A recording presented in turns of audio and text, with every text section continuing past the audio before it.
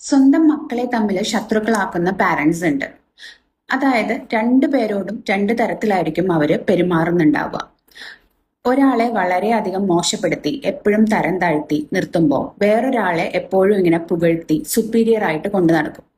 അതേപോലെ തന്നെ രണ്ട് മക്കളുടെ ഇടയിൽ പരസ്പരം ഗോസിപ്സ് പറയുക, അതുവഴി ഒരു കോൺഫ്ലിക്റ്റ് ഉണ്ടാക്കുക ഒക്കെ ചെയ്യും.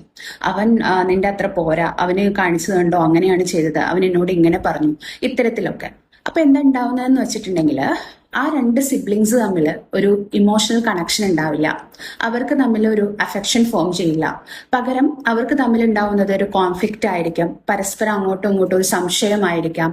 പിന്നെ ഒരാൾക്ക് കൊടുക്കുന്ന കെയർ, ലവ് അതൊക്കെ കണ്ടിട്ട് മറ്റൊരാൾക്ക് ജലസ് ഉണ്ടാവാം. അത് അവന്റെ മുന്നോട്ടുള്ള ലൈഫിൽ ത്രൂ ഔട്ട് അത് ബാധിച്ചേക്കാം.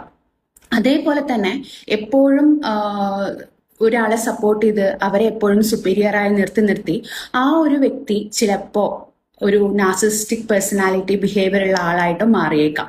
അപ്പൊ ഇത്തരത്തിലുള്ള ഫാമിലിയിൽ ഇത്തരത്തിൽ പാരന്റ്സ് മക്കൾക്ക് തമ്മിൽ ഒരു കോൺഫ്ലിക്റ്റ് ഉണ്ടാക്കി അവരെ പിടിച്ചു നിർത്തി മാനിപ്പുലേറ്റ് ചെയ്തിട്ട് അവർ നേടുന്നത് അവരുടേതായിട്ടുള്ള ചില ഇമോഷണൽ അജണ്ടകളാണ്. ഇത് വളരെയധികം ഒരു ഡിസ്ഫങ്ഷൻ ആയിട്ടുള്ള ഫാമിലീസിൽ നടക്കുന്നതാണ്. ഇത്തരത്തിലുള്ള ഫാമിലിയിൽ നിന്നും വരുന്ന മക്കൾക്ക് വളരെ വലിയ തരത്തിലുള്ള ചൈൽഡ്ഹുഡ് ട്രോമകൾ ഉണ്ടാവും. അത് അവരെ നല്ല രീതിയിൽ ബാധിക്കുകയും ചെയ്യും.